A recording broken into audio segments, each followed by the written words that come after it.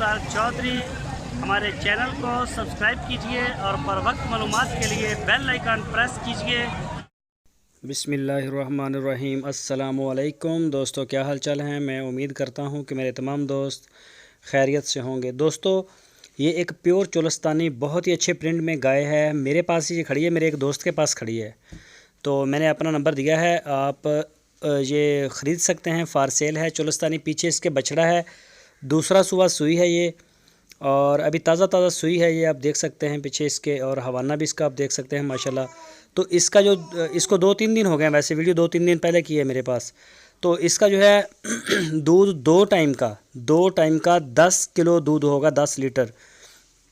तो जिस दोस्त को ये कलर पसंद हो, बहुत ही प्यारा कलर है माशाल्लाह। और पीछे इसके बछड़ा है, प्योर साहिवाल में। यह गाय चोलस्तानी में है, बछड़ा साहिवाल में है। तो आप रब्ता कर सकते हैं। आपकी स्क्रीन के ऊपर मैंने नंबर दिया है व्हाट्सएप का, और व्हाट्सएप के इसके ऊपर आप हमें वॉइस मैसेज या फिर आप हमें टेक्स्ट मैसेज करेंगे। दूसरा सुबह सुई है, और इसके जो प्राइस हैं वो हैं 1,30,000 रुपये। 1,30,000 रुपये हैं। इसमें थोड़ी सी गुंजाइश हो जाएगी।